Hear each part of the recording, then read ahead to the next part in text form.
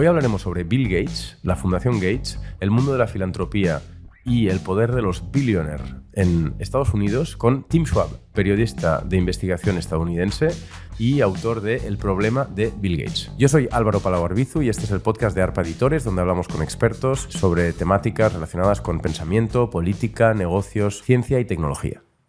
So, Tim, why did you become interested in Bill Gates? Why did you decide to publish the Bill Gates problem?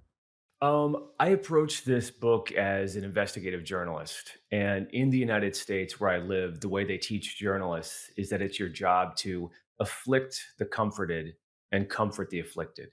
So, if that really is your mission as a journalist, someone like Bill Gates and his private foundation should be among the most scrutinized institutions and people in the world because they have so much wealth and so much power. But what I noticed in the early days of my investigation was how little critical reporting there was on Bill Gates and the Gates Foundation. So over the last 2 decades, certainly over the last decade, the news media covers Bill Gates and the Gates Foundation a great deal, but they tend to do it in a way that is fairly one-sided and uncritical, if not outright favorable. So every day, if you set up a Google News alert, you can see the news that comes out about Gates. There may be a dozen articles every day. And these are articles telling us about his big donations and his big ideas, his big plans to save the world. But very rarely do you have this kind of accountability journalism where you're actually looking back and say, well, what did the Gates Foundation promise and what did they actually achieve? Or a really bigger picture question is, does it make sense for one man to have this much money? Does it make sense for somebody who is so rich to be able to start a private foundation and to start using charity to buy influence over public policy, over our public health and our public education? So there's been a real void or a real vacuum in the news reporting about Bill Gates and the Gates Foundation. So it was seeing that really motivated me to want to investigate this man and this topic. Who is Bill Gates then? What would you like to explain or to highlight about this man? Well, he's one of the richest men in the world. Today, he's worth $120 billion by some estimates, by other estimates, $140 billion. So he's definitely one of the richest men in the world, but he's also one of the most powerful. So he's, of course, the founder of Microsoft. He is one of the most storied monopolists to walk the earth. Many of us have forgotten Bill Gates' first chapter as the head of Microsoft, the founder of Microsoft, which is the software company that made him so wealthy. But in his second chapter, he promised that he was going to donate, he was going to give away all of his money. And, it's the kind of contradiction that defines Bill Gates today is that today, with his net worth of around $120 billion, that's essentially, he's doubled his private wealth during his tenure as a philanthropist, during his tenure as the most generous man in the world. And once you start to peel back the layers of the Gates Foundation and Bill Gates, you see contradiction after contradiction, paradox after paradox. And that's what makes this a very interesting and complex story is that much of what we know or much of what we think we know about the Gates Foundation is wrong. And much of the information we have actually comes from the Gates Foundation itself, from the journalism it funds, from the research it sponsors, the universities, the think tanks, the NGOs that it gives charitable donations to. If you're asking who Bill Gates is, I think sort of maybe the defining feature of Bill Gates is his hubris. It's a certain kind of God complex, a belief that he is the smartest guy in the room, a belief that he is a man born to lead, that he knows better than other people how to solve problems. So I don't doubt that Bill Gates in his charitable crusade is well-meaning, but he's well-meaning in the sense that he really believes that he knows what's best for the rest of the world. He really believes that he has the best solutions. But the problem is that, his solutions, boil down to him taking control over an issue, to trying to exercise power, to impose his ideas and solutions in a way that's fundamentally anti-democratic. And as we've seen over the last 2 decades of the Gates Foundation, not particularly effective and certainly not particularly just.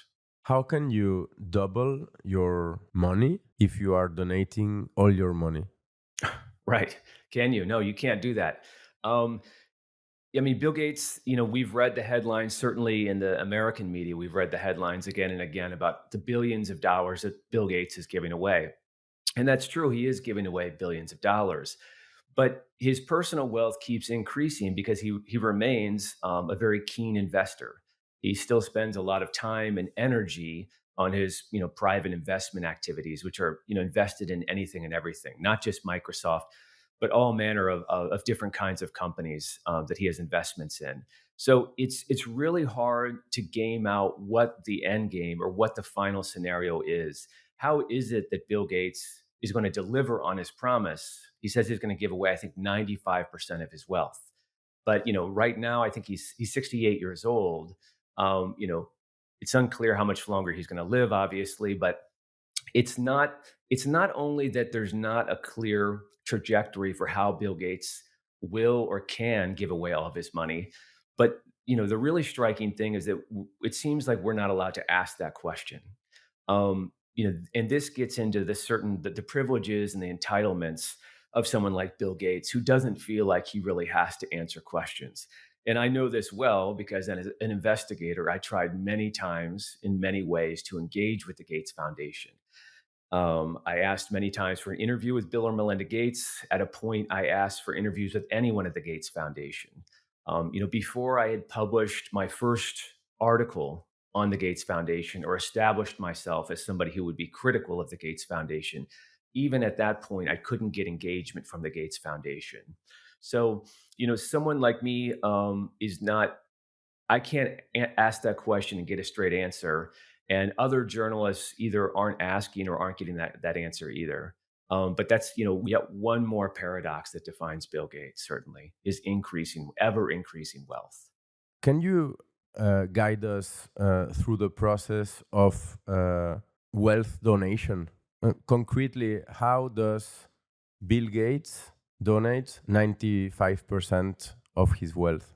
Yeah, even this verbiage of donate or this idea of philanthropy or charity, even these, it's very difficult to place the activities of Bill Gates under the common definition of charity when you really think about his model of philanthropy, which is he donates money from his private wealth, from his private bank account into his private philanthropy.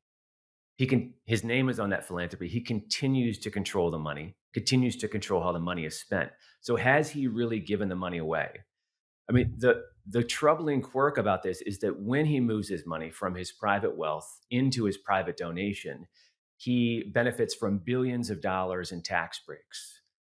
This happens in the United States. Someone like Bill Gates, when he dies, most of his money will be paid to what's called an estate tax, like a death tax. So 40% of any wealth he has when he dies would be paid to an estate tax. He would also pay what's called a capital gains tax. So he has all of these shares in Microsoft from decades ago, and they've massively increased in value. And when he cashes those out, those would be subject to a capital gains tax, which might be 20%. But if Bill Gates donates these Microsoft shares to the Gates Foundation, he won't have to pay that 40% estate tax, and he won't have to pay that 20% capital gains tax. So something like 50%, 50 cents of every dollar that Bill Gates donates from his private wealth to his private foundation, he would otherwise pay in taxes. So it's a huge tax subsidy. Myself, I don't get to decide how my tax dollars are spent. I don't get to decide how 50% of my tax dollars are spent. I'm not happy that my tax dollars are supporting Bill Gates or the Gates Foundation, but my only remedy to that is to engage in a normal democratic process to change public policy. Whereas Bill Gates, because he's a billionaire philanthropist, he's able to escape a huge tax bill that he would otherwise have. So then once the money or the Microsoft shares are at the Gates Foundation, the Gates Foundation's bank account today is $67 billion. So when you think about Bill Gates' wealth, you have to think about both of these funds. You have to think about his $120 billion private wealth and his $67 billion private foundation. So he's himself controlling something like $200 billion is the real amount that he's overseeing. And that money at the Gates Foundation is invested in anything and everything. It's stocks in major multinational companies of all manner, bonds, other kinds of corporate investments. In most years, the Gates Foundation is generating billions of dollars in income from those investments. So yes, the Gates Foundation is donating billions of dollars to NGOs and other groups, but the Gates Foundation is kind of just an investment bank because it's making billions of dollars in investment income. And that investment income, once again, it's not taxed because the Gates Foundation is a nonprofit tax privileged organization. That's the way it's legally structured in the United States. So once again, this is tax revenue. This is investment income from major multinational companies, from all manner of investment that if it were controlled by Bill Gates, it would be subject to taxation. But because it's controlled by his private foundation, it escapes taxation. So it's another way that, I talk to tax scholars in the book, and they really see this as a tax subsidy. Taxpayers at the end of the day are subsidizing the work of the Gates Foundation. And if that's the case, then we have to have accountability. We have to have rules and regulations and transparency for how our money is being spent, or we need to stop these tax subsidies. At a point, does someone like Bill Gates, one of the richest guys in the world, does he deserve any kind of tax breaks or any kind of tax subsidies? I mean, that's not the world I want to live in. I would much rather live in a world where Bill Gates paid his fair share, where we created, reorganized our economy through regulation or taxation. So someone like Bill Gates never became this wealthy in the first place. The thing is that the system is incentivizing Bill Gates and other billionaires to give away their money thanks to this tax scheme, right? In the end, they are doing what the general interest would want, right? You're saying that the Gates Foundation is operating in the public interest because it's giving money to groups to solve poverty, to help public health, to help public education. And what's wrong with that? Yeah. Certainly that is the common perception. And I think that's the problem with philanthropy for democracy, is that it kind of short circuits our cognition. We hear this idea of philanthropy or charity, and it's very hard to imagine there ever being something wrong with it. What's wrong with a super rich guy giving away all of his money? The problems are that, one, he's not giving away his money. But yes, let's look at the billions of dollars that the Gates Foundation is giving away. So to date, the Gates Foundation has pledged some $80 billion in charitable gifts. So that's a huge, huge sum of money. It's clearly, it's not just about optics. It's not just about him pretending to be a philanthropist. He really is giving away a lot of money. The problem is he's not giving away money. He's buying influence. So the Gates Foundation isn't indiscriminately writing checks to NGOs and universities to empower them, to empower talented people to do good work, to solve poverty, to fix agriculture, to fix public health, to fix public education. What's happening is that, Bill Gates, like all of us, has his own political ideas about how the world should work. His ideas, he has particularly narrow political ideas. What he brings to the table is distinctly neoliberal sensibilities. You think about what made Microsoft so successful. He brings those same ideologies to his work at the Gates Foundation. So this idea about the primacy of the private sector, the importance of technology as a solution, market-based solutions. He brings those same ideologies to his work at the Gates Foundation. And you see this throughout the work, his charitable work, where it's often organizing public-private partnerships in which the Gates Foundation is creating partnerships between large, say, multinational pharmaceutical companies and governments. You see this through the imposition of technology as a solution to so many things. What I argue in the book is that the Gates Foundation is actually doing more harm than good. And I talked to a great many independent scholars and experts who have come to the same conclusion. So just to take as an example, you could look at the Gates Foundation's work in agricultural development. The foundation has worked in this area for close to 2 decades. They've spent billions of dollars.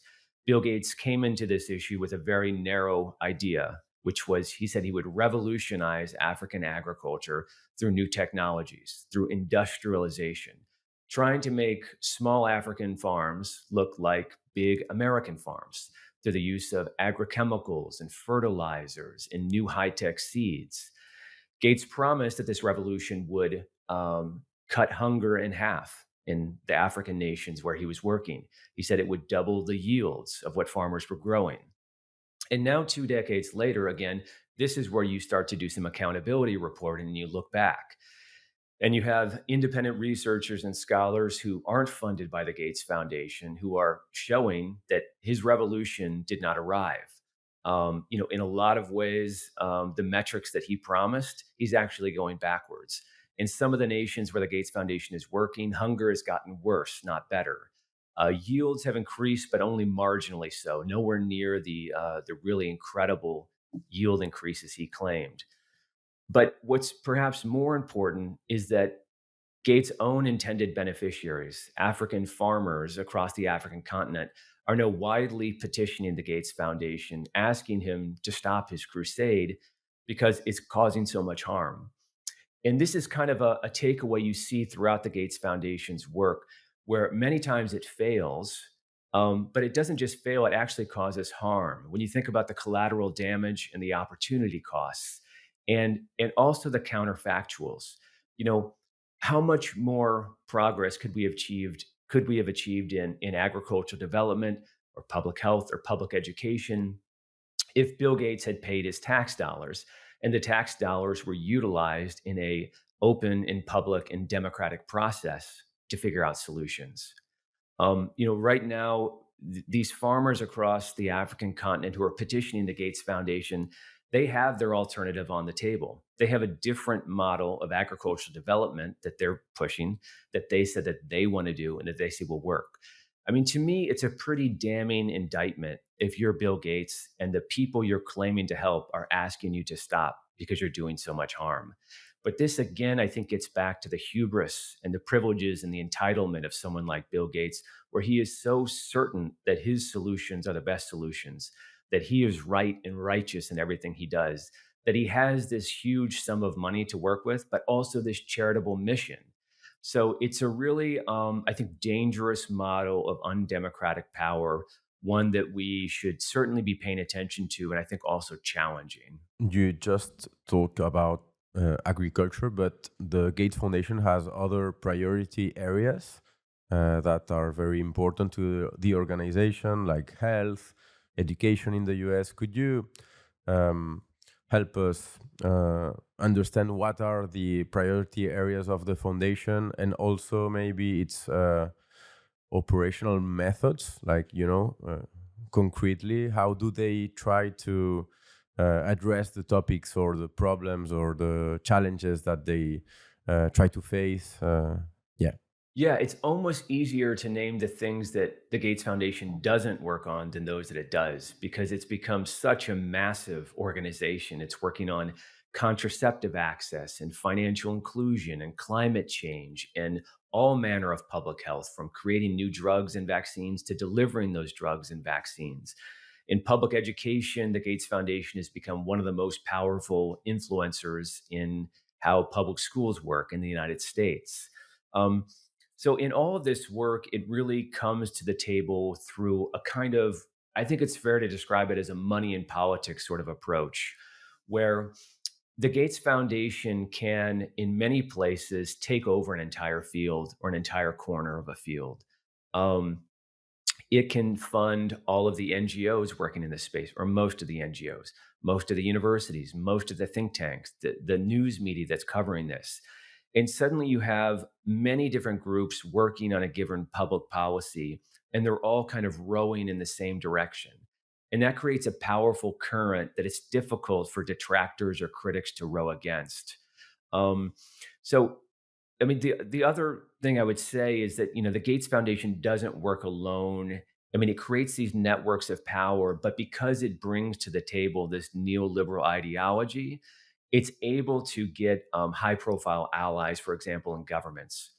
Many governments in the rich world, for example, they're eager to partner with Bill Gates because they're thinking about public policy in the same way, with the same neoliberal sensibility, the same idea that the public sector is too bureaucratic, it's too bloated. We need private sector nimblism. Bill Gates, he's this private entrepreneur who ushered in the computer revolution. He's doing these amazing things with his private philanthropy. He has all these connections to the private pharmaceutical companies. He can bring everyone to the table, and that's really has made Bill Gates a really powerful player in world affairs. So it's not, that he is some kind of puppet master in some dark room. He's very much bringing to the table a political sensibility that chimes with the prevailing, neoliberal ideology of many other powerful and rich organizations, and that's really helped to expand his power. But what the Gates Foundation is not doing is going out into the field, into public schools in the United States, into the poor nations where it works in sub-Saharan Africa, and talking to service providers there, talking to intended beneficiaries and asking them what they want, what they need, what their priorities are. Rather, the Gates Foundation sort of internally comes up with its own priorities and its own agenda, and that it funds all manner of NGOs and think tanks and universities to get them to help move that agenda forward. I mean, maybe one way to examine this is to look at the Gates Foundation's work in the pandemic, which was arguably the very zenith of Bill Gates' philanthropic career. So he had been working with vaccines for decades. It had become a very important priority for him in his public health work. Vaccines are obviously very important and vital public health tools. They save lives. That's not up for debate. But for Bill Gates, he considers vaccines to be miracles and magic. And so for much of his philanthropic career, he's really tried to make vaccines a global priority. And when the pandemic hit, Bill Gates was very well placed to play a very influential role. He had decades of experience working with pharmaceutical manufacturers. He had ties to all sorts of universities and nonprofits that also worked in this space. And the Gates Foundation was one of the largest funders of the World Health Organization, which is part of the United Nations. So this is a multilateral body, again, that we would expect to be organized democratically. But the Gates Foundation, because it is such a large funder, putting billions of dollars into the WHO, that allows it control over what the WHO works on and what it doesn't work on. So during the pandemic, you had, around the world, it became very clear very early on that we were going to pursue a vaccine to solve this pandemic. And many public health experts in many governments around the world, especially poor governments, were calling for a waiver of vaccines, to say that this should not be business as usual, that the normal business model we have for distributing medicines, it should not apply in the pandemic because millions of people were dying. It was causing trillions of dollars in losses to the global economy. It does not make sense to have a handful of pharmaceutical companies have monopoly patents and monopoly control over a vaccine, which allows them to say how much supply they're going to produce, how much it's going to cost, and who accesses it. If you waive the patent and you have the vaccine technology and you share it broadly, you share the technology, the blueprints, the know-how to every capable manufacturer in the world, you can get the supply up very rapidly, and you can get vaccines into arms, and everybody can get vaccinated. So that was on the table. That was a very real possibility of how we were going to manage the pandemic. But Bill Gates had a very different view of how things should work, which is very much the Microsoft view or the big pharma point of view, which is that monopoly patents are essential because that's what drives innovation. And that if you deprive large pharmaceutical companies of these monopoly patents, of this monopoly control, they'll have no incentive to innovate the vaccines in the first place for this pandemic or for the next pandemic. So there was playing out globally a kind of battle between these two points of views. On one side, you had large pharmaceutical companies like Pfizer. You had Bill Gates, who was all over the news as one of Big Pharma's most potent public defenders and public apologists. And you had many rich governments where these big pharmaceutical companies are housed that were also in favor of a sort of a business as usual model. So Bill Gates was able to, as a very specific example, one of the early leading producers of a vaccine was the University of Oxford. So it was an academic university, and early in the pandemic, the university had said that they were not going to pursue this monopoly patent exclusive license, that they were going to share the technology. But the Gates Foundation had a longstanding relationship to the University of Oxford, having donated a great deal of money to them, including to the specific researchers that were producing this vaccine. And Bill Gates let slip in a press conference that he went to talk to the University of Oxford, and he pushed them and said, you really need to team up with a big pharmaceutical company, because these are the companies that have the wherewithal, the capacity, and the know-how to really get this vaccine from the lab into people's arms. A large multinational pharmaceutical company, it's done this before, it has the experience, it has the capacity, and that's the direction you should really go. So following that conversation with the Gates Foundation, the University of Oxford changed directions, and it ended up partnering with the multinational giant AstraZeneca. So whether the Gates Foundation or Bill Gates single-handedly caused that, maybe that didn't single-handedly, but it used its position and the leverage it had to push it in that direction. And what public experts I talked to, the way they describe it is that was really the best hope, the University of Oxford, for this idea of a people's vaccine, for a vaccine that was widely shared, widely manufactured, and widely produced. But the reason I give this example is hopefully it's an anecdote that helps describe how Gates exercises power. It has financial relationships to many, many thousands of different organizations, private companies, so on and so forth. And it can use that financial influence as sort of leverage to change how the private marketplace works, to change how public policy works. At the same time that the Gates Foundation was talking to private pharmaceutical developers and working with them, the Gates Foundation was also played a very heavy influence in the World Health Organization's pandemic response effort. And the Gates Foundation and its partners created an extremely complex procurement mechanism that was based on charity. The idea was that countries around the world would donate money into a big pool. They would use that money to negotiate a bulk purchase from large pharmaceutical companies at a heavily discounted rate. And Gates promised that his big charitable procurement mechanism would deliver vaccine equity, but instead it presided over vaccine apartheid as the poorest people on earth waited to the back of the line. Bill Gates really had the hubris and the God complex to think that he had the network and the expertise that he could move markets and make markets work for the poor. But at the end of the day, just the logic of capitalism prevailed, which was these large pharmaceutical companies were trying to sell their vaccines to the highest bidders in the richest nations.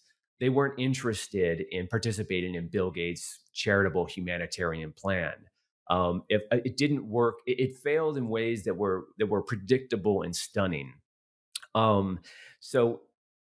Yeah, there have been other researchers actually have done and writers have done a good job showing that the way that the Gates Foundation kind of was able to leverage so much influence over the WHO through the internal meetings, the planning that went into the creating this big procurement mechanism. I mean, because they have so much money, they're funding not only the WHO but so many other organizations working with the WHO and organizing this. So they have an ability to, what I call it in the book is kind of surrogate power, where you have an organization that the Gates Foundation is giving millions or billions of dollars to, but the Gates Foundation is also sitting on the board of directors of that organization.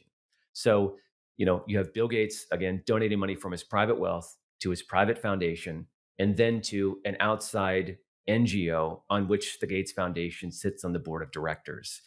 So through that kind of organizing philanthropy in that way, it's really able to continue to exercise control however the funds are spent. And, again, it's rarely ever giving away money. It's really about buying influence and taking control. What did the WHO use the money to if pharma companies were, selling the vaccines to the richest countries and buyers?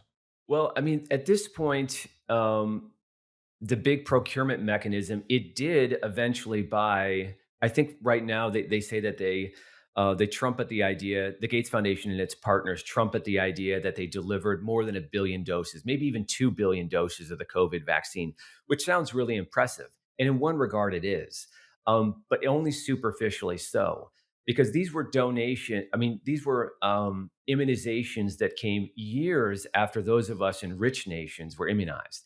This came years after people were dying. So, this is how the Gates Foundation works. Yes, it is saving lives, but only superficially. It's saving lives in the most inefficient and ineffective manner possible. If you think about the billions of dollars from taxpayers, from governments, from us that went into this large procurement mechanism that the Gates Foundation built, those billions of dollars could have saved lives in many different ways.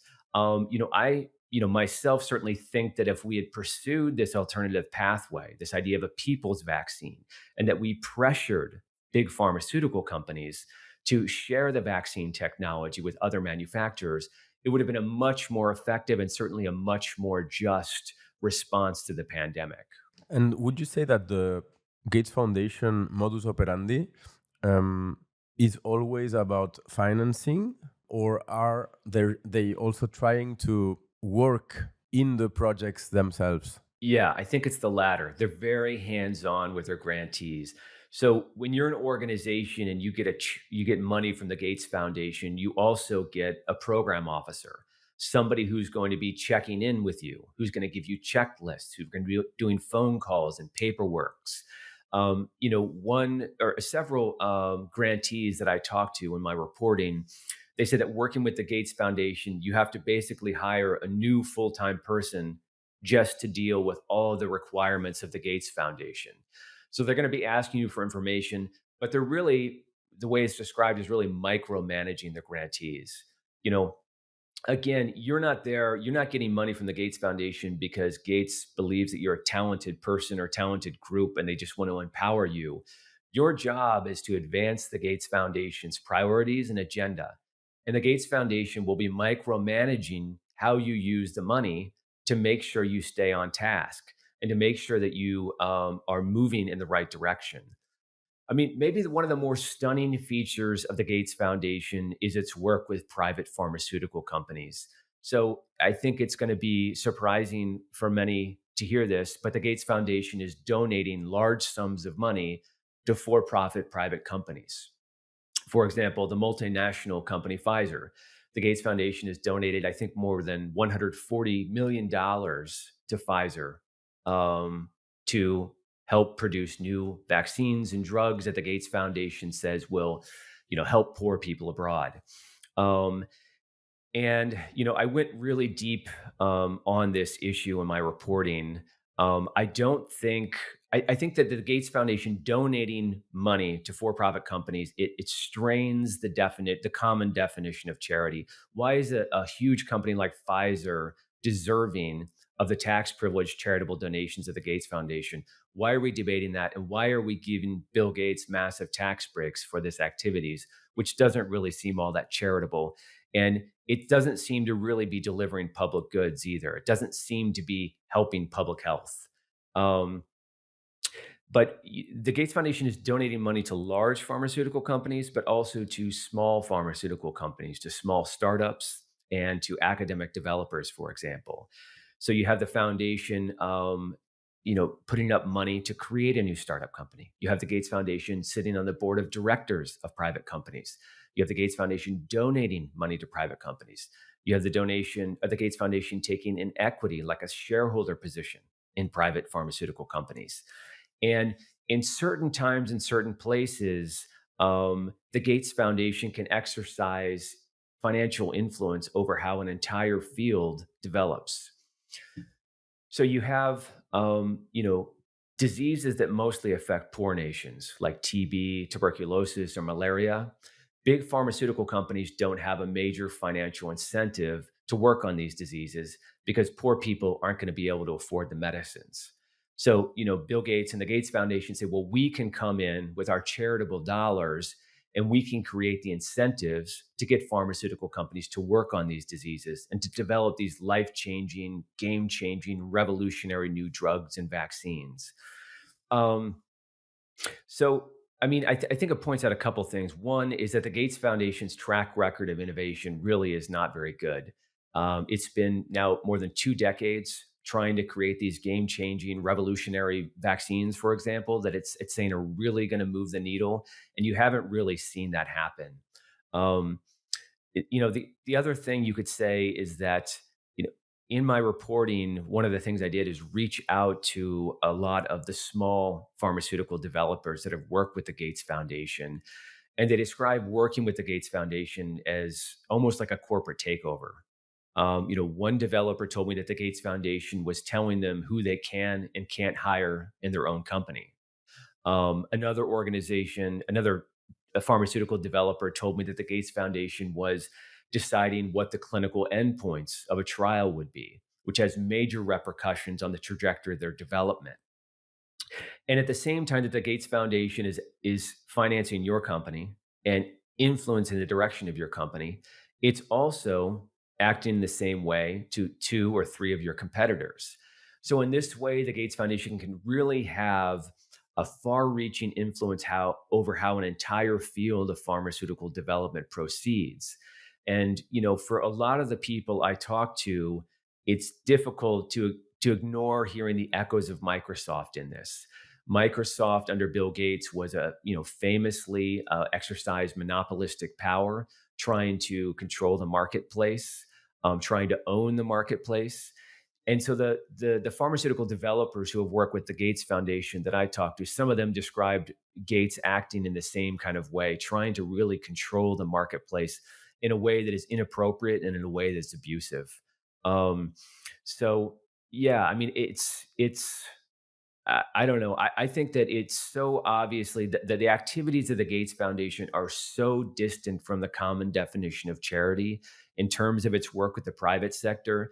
It's such a clear trigger for accountability for a new public debate, if not scrutiny from, for example, US legislators to rethink, is this really what we want with philanthropy? Should we really be allowing this kind of activity without regulations, without transparency, without checks and balances? Should we be rewarding this activity with taxes? Is philanthropy, is someone like Bill Gates, the Gates Foundation, is this institution just too big and too powerful? It's almost as if you were saying that the Gates Foundation is a form of tax optimization. Yeah. Yeah, some of the areas where the Gates Foundation works, the Gates Foundation likes to talk about how it's saving lives. And it's doing this by working with big pharmaceutical companies, for example, to try and get vaccines or drugs to the global poor. But there's like a stranger logic that gets completely sidestepped or avoided in the Gates Foundation's approach, which is that millions of people around the world today are dying from diseases for which we have cures because they can't afford them, because they can't access them. And to me, that's a real flaw in the system. That's a real flaw in how we've organized our economy and our democracy. To, just there's a certain morality or a certain ethics that at a point I think you have to put into the political economy of public health, for example, and say, why is it that we allow this very small number of pharmaceutical companies to have monopoly power over these life-saving drugs and vaccines? And should we be partnering with them, as Bill Gates is, to, very incrementally, very inefficiently, slowly move their life-saving drugs and vaccines into poor nations around the world? Or should we take a step back and should we be challenging this model? Should we be challenging large pharmaceutical companies and shaming them, embarrassing them, compelling them, either through political movements or through legal activity to really hand over the life-saving pharmaceuticals that they have? It just, yeah, the way that Gates approaches this, it really is, it's the mind of an engineer and a mind of an investor that he brings to the table. So yeah, I think that we really are long overdue for a reappraisal, not just of Bill Gates and the Gates Foundation, but just this model of social change that he represents. I mean, I think at this point he is quite anachronistic in terms of, all of the neoliberal ideas that he brings to the table. It's kind of at this point a bit going out of fashion. I just think that we need to bring this criticism to the doorsteps of Bill Gates, who is our good billionaire, the great philanthropist, and it makes it really hard to do that when he has such a powerful public relations machinery to tell us about all the good things he's doing, all the lives he's saving, all the money he's giving away. You have to start to get beyond that to really start to have a really honest debate about what he is and what he's doing. Billionaires play a major economic and political role in the US, and this might be slightly different in Europe and European countries. Could you help us understand billionaires' sociology, psychology, lifestyle, power relationships, also their consistency or lack of consistency as a coherent social group? All these things applied to the US. Yeah, I wrote the book about Bill Gates and the Gates Foundation, but in many ways, it's a case study for a bigger problem about extreme wealth. Um, when you allow someone to become as wealthy as Bill Gates, it's more money than he could ever possibly spend on himself. He can only buy so many yachts, so many mansions. So, what is he going to do with the money? What is any multi billionaire going to do with the money? They're going to spend it on political purposes. They're going to spend it on lobbying, on campaign contributions, funding political advocacy groups. And what Bill Gates shows us, they're going to spend it on philanthropy. Philanthropy is one more tool in the billionaire's toolbox to try to remake the world according to their own narrow vision, according to their own narrow interests. And so Bill Gates has started something called the Giving Pledge, in which he's asking other billionaires to pledge to follow in his footsteps, to do what he's done, to give away most of their wealth. And hundreds of other billionaires have followed in his footsteps and are now saying that they promise to give away most of their wealth. Um, so there definitely is something happening among the billionaires sociologically, to your question, where they many of them have decided that this is the right way for them. It's not about paying taxes; it's about giving your money away, which gives you major tax benefits, major tax breaks. So the prospect of hundreds of billions or maybe $1 trillion coming down the pike through billionaire philanthropists, through Mark Zuckerberg, through Jeff Bezos, it's easy, I think, to look at that money and say, well, this is a great thing. All of this money, if it's given away philanthropically, can do a great deal of good for the world. But what my argument is that it's not cause for celebration, it's cause for concern. Because, what this portends is a political future where, you know, Mark Zuckerberg is buying through philanthropy, buying a seat at the table to decide how we regulate artificial intelligence. And Jeff Bezos is able, through philanthropy, to buy a seat at the table to influence climate policy. Public health, public education, all of these issues should be organized through a public and democratic process. And anytime you create an avenue for somebody who is extremely wealthy to buy influence into that public or democratic process, it's a real threat to democracy. Um, so, I do think that there is something happening among billionaires. Right now in the United States, in the U.S. context, there certainly is a growing pushback against extreme wealth. I think this kind of political animus, you're seeing this globally, but in the United States, mainstream political candidates right now will be asked, should billionaires exist? Like, these are raising existential questions about the billionaire class. These are mainstream political questions. So as that political discourse and political debate grows, I think the extremely wealthy people like the Bill Gates of the world are increasingly under pressure to have a response. And that response, by and large, is not we should pay more in taxes, we should pay our fair share. It's to say, look at all the good we're doing with our money. And sort of the subtext of that is, if you tax us, children will die. all the lives that Bill Gates is saving through philanthropy, if you start aggressively taxing and confiscating his wealth, he won't be able to do that work and millions of children will die. So I do think that there is a powerful and growing tension between extreme wealth in the United States and extreme wealth inequality. And that's increasingly a popular and mainstream political topic. Um, and, I'm actually fairly optimistic about it. I look around at political movements from Occupy Wall Street to Black Lives Matter, this area of global health where the Gates Foundation work, which really means public health for poor people. There's now a really robust political and social movement called Decolonize Global Health. And that comes right to the doorstep of the Gates Foundation, which operates in a deeply colonial manner. So I do think that the elements and the ingredients for a very serious political movement against extreme wealth are there. I just think we need to keep going. So I'm optimistic about what can happen next. But I do think that billionaires like Bill Gates are not going to go quietly in the night.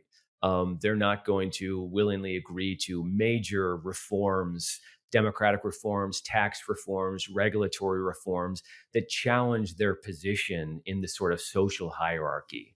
So, yeah. Do you have some maybe key numbers about billionaires in the US? How many billionaires are they in the US? Where do they come from? Are they inheriting wealth or creating it? Could you share like some basic facts about billionaires? I should know this information, but I don't. I'm sorry. I can tell you where Bill Gates comes from. Bill Gates came from a wealthy You know family. everything about Bill Gates. Yeah, right. I don't, yeah, it's interesting. Forbes now has a list of billionaires and they started creating this self-made ranking. So self-made, like, did they make the money themselves or did they just inherit it? I Oh. mean, it's really, I think, questionable the way that they create these rankings because they rank Bill Gates as a highly self-made man. But the reality is that Bill Gates grew up in a very wealthy family in Seattle. His dad was a corporate lawyer. His mom came from generational wealth. He always went to the finest, most expensive elite private schools. He went to the elite private high school in Seattle, which in the late 60s had a computer, which is pretty amazing. Few other schools had the computer like Bill Gates' school did, and that's obviously a huge advantage to him to create Microsoft, to have had this early access in his life to computers, to be working on programming, to be thinking about computers. It gave him a major leg up as he pursued this work with Microsoft later. His dad was a lawyer who was helping Microsoft at a point. His mom served on the corporate board of a big charity next to an executive from IBM, the biggest computer company at the time. Many news reports have reported that relationship, Bill Gates' mother's proximity to IBM, probably greased the wheels for a very important early contract that Microsoft got with IBM, which launched it really into the next level. So Bill Gates, I mean, to call him a self-made man, I think is a real stretch of the imagination. And I think you'd find that for a lot of these people who are billionaires, they came from, maybe they didn't come from homes that were, billionaires, but certainly they came from wealth and they had a great deal of opportunities and privileges, in the same way that Bill Gates is giving his own children these great privileges. Bill Gates has sent his own children to the most expensive, most elite private school in Seattle. Um, Now, his kids going there, they have access to a really rich and robust educational experience. It's about creativity. It's about critical thinking. It's about finding yourself. It's about enlightenment. Whereas the work that the Gates Foundation does with public schools in the United States, there's billions of dollars that the foundation puts into this work. Um, it's much less charitable in the sense that it's about getting students to do standardized tests, getting teachers measuring and evaluating how effective the teachers are based on the standardized tests of the students. Public education for the rest of us in the United States, as Bill Gates conceives of it, it's not about critical thinking. It's not about creativity.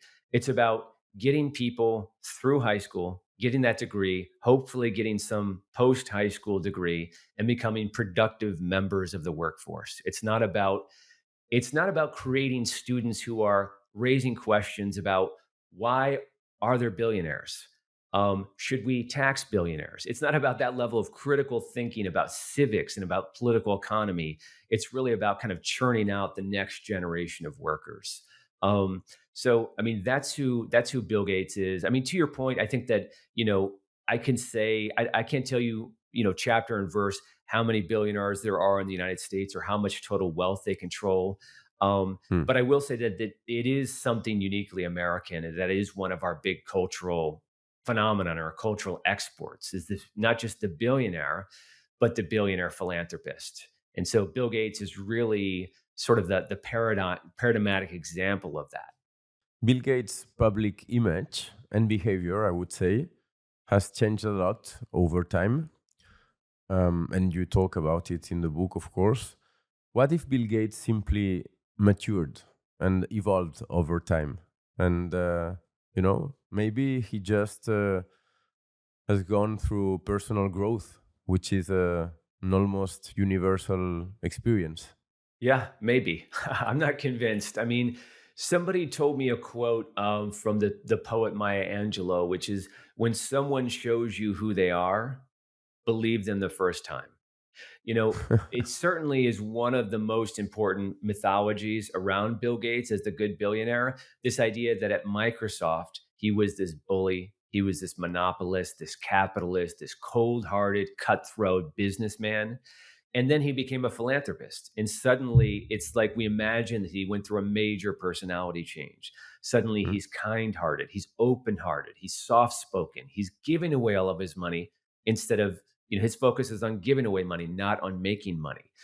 So it's a nice story, but it's a complete fairy tale. Bill Gates today remains the exact same person he was at Microsoft. He's again driven by this hubris, this desire for control, this belief that he is super talented and super smart, that he's the smartest guy in the room. So he brings all of these same sensibilities and the same personality to his work at the Gates Foundation. He remains the same alpha male, the same bully, and it shouldn't be surprising. I guess it will be surprising, but the Gates Foundation today stands fairly widely accused of exercising monopoly power. One of the first and most high profile allegations was 15 years ago, the head of the World Health Organization's malaria program. He wrote an internal memo that was leaked to the press. And that memo said that the Gates Foundation was funding so many of the researchers working on malaria that he essentially had them locked up in a cartel. And that Gates' outsized financial influence over research was having potentially destructive ramifications on public policy, potentially dangerous ramifications on public policy. So, again, it's easy to think, well, Bill Gates is donating money to malaria. What's wrong with that? It's that, malaria, like any other issue, any other topic, it's very complex and there's a lot of different ideas. And you want that process about what's the best method for addressing malaria. You want that to be organized in an open and democratic and scientific process. And it's difficult for that to happen if you have a multi-billionaire who has he's very passionate about his own narrow idea about how to address malaria. And he has the ability to fund all of the researchers working on this who can go into these policy forums or to places like the WHO and really push that agenda. Um, and this is a criticism that's played out that you've heard around the Gates Foundation's work through public health, through public education, through agricultural development. This zeal for control and this monopoly power. I mean, at this point, Bill Gates is 68 years old. We have 2 decades of his work at the Gates Foundation to look back on. I really don't see any possibility for Bill Gates growing and maturing. I think he's shown us who he is, and we should really believe him. Is he running the foundation? And is Melinda Gates also playing a role there? Yeah, Bill and Melinda French Gates they are co-trustees of the Gates Foundation. So they are the top people at the Gates Foundation. When they got divorced 2, 3 years ago, there were, journalists and others were asking this obvious question: well, how are you going to continue to have a good working relationship? But also, the questions being asked of the Gates family was, how could you have this massive philanthropy? At the time, it was worth like $50 billion, with all of this influence in world affairs and the global stage, and not have an independent board of directors. Any organization of that size with that level of money and influence and power, you should really have an independent board of directors. And the Gates Foundation didn't have that. So at that time, 3 years ago or so, they embarked to create a new board of directors. And now there's maybe 7 or 8 people on it. But I'm really not convinced that they really have any power. I mean, is I think that the Gates Foundation is ultimately it is Bill Gates. It's not to say that Melinda Gates doesn't have power or influence. And certainly you see her doing more work, for example, on issues like women's empowerment and gender equality. She does a lot of work on the development side of the Gates Foundation. But the sources I talked to inside the Gates Foundation really made it clear that Bill Gates is the alpha and the omega. And I do think that that fits in with everything we know about Gates. He's not interested in sharing power, he's interested in exercising power. I mean, the other thing I would say about Melinda Gates is that I don't know that she's really categorically different than Bill Gates in terms of how her worldview or her solutions. When I look at the work that she's the face of, that she seems to be running, it seems to be the same neoliberal ideology that Bill Gates bring. It's about technology, it's about markets, it's about private sector, the primacy of the private sector. So, yeah, I mean, personality wise, certainly she's very different than Bill Gates. But in terms of the actual substance of the work and the approach and the strategy, I don't really see her as being really significantly different than her spouse, her ex spouse. Maybe to conclude the interview, if that's okay with you, I would ask the following question: what was the reception of the book in the US? Do you feel that your work has had some kind of reward in terms of public debate, public discussion? And also, how would you recommend the book to a Spanish or Latin American reader? Yeah, so the media reception, it's such an interesting question because, this book is published in a media landscape, larded with charitable donations from the Gates Foundation. The Gates Foundation has donated hundreds of millions of dollars to journalism. And this includes direct donations to newsrooms that are today taking millions of dollars from the Gates Foundation. And so, I mean, to me, I think it's pretty self evident that the subject of your reporting can't also be your funder. The target of your investigation as a journalist can't be your funder. If you're taking funding from the Gates Foundation, I do think that that limits your independence, if not also your integrity, to report on this topic. I'm not saying that no Gates funded journalist or Gates funded organization can ever do good work. I'm just saying that it makes it very difficult. And to me, this is a really such a clear and obvious example of where the Gates Foundation is doing more harm than good. And what I argue in the book is that journalists have to stop taking funding from the Gates Foundation. It's your job as a journalist to put a critical lens to Bill Gates and the Gates Foundation. Journalists have routinely failed to do this, certainly over the last decade. So we're really ready for a new era of tough reporting on the Gates Foundation. And that means we have to stop taking funding from the Gates Foundation. So all of this, of course, affects how the media environment receives my book. So, Gates's donations to journalism go far and wide, even in Spain. I think there's some money going into some Spanish outlets, but most of the money is going into the United States. So I do think that that has accepted the critical reception of the book in the United States. I mean, I'm a debut author, so to get the level of media attention that this book has gotten, it's hard for me to complain.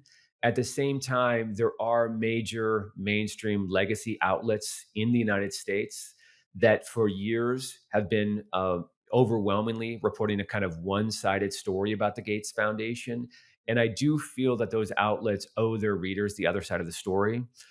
Um, So I do wish that some of the more mainstream legacy publications would have done more to cover the book. At the same time, it has gotten good reception and good pickup, and it's gotten really good reception in Europe. So it's now being widely sold and translated in the United Kingdom and Germany and Spain, and more territories are coming. Um, so yeah, you certainly see a great deal of interest from journalists and podcasters and other media outlets. I'm doing webinars with NGOs and talking to universities. I think that we are so ready for this new conversation about Bill Gates, about this new having a new, open, honest, public debate about the Gates Foundation. And if my book can take us one step closer, or maybe 10 steps closer to having that debate, I think we're in good shape. I will also just say that in writing this book, I'm standing on the shoulders of giants. So there were many other researchers and even journalists who came before me, who were doing this critical work for the last 2 decades. So it's not that I come out of nowhere in writing this book. I really do have to say thank you to all the people who came before me, and hopefully I appropriately cited all their work in the book. So this is this critical debate has been building. I just think that now, here we are in 2024, it's really time that we're taking it to the next level. And I've been really inspired to see the reception of the book and to see that debate happening in real time. Tim, thank you very much. I hope Thank that you, Alvaro. you felt great, during the interview. And I thank you very much for your time and your answers. It was very, very interesting. Thank you so much, Alvaro. And and thank you so much to Arpa for bringing this book to the Spanish public. Really appreciate it. Arpa Talks es un podcast de conversaciones con expertos creado por Arpa Editores, una editorial independiente centrada en la divulgación del conocimiento y la construcción de un debate público plural y de calidad. Tenemos varias líneas de publicación: pensamiento contemporáneo, historia, divulgación científica, psicología, libro de empresa y también clásicos de la literatura universal de toda la vida. También tenemos una escuela online de escritura y publicación de libros, Arpa School, creada para compartir nuestro conocimiento del mundo del libro con el mayor número de gente posible. Para más información, visita nuestro sitio web arpaeditores.com. Nos vemos en el próximo episodio.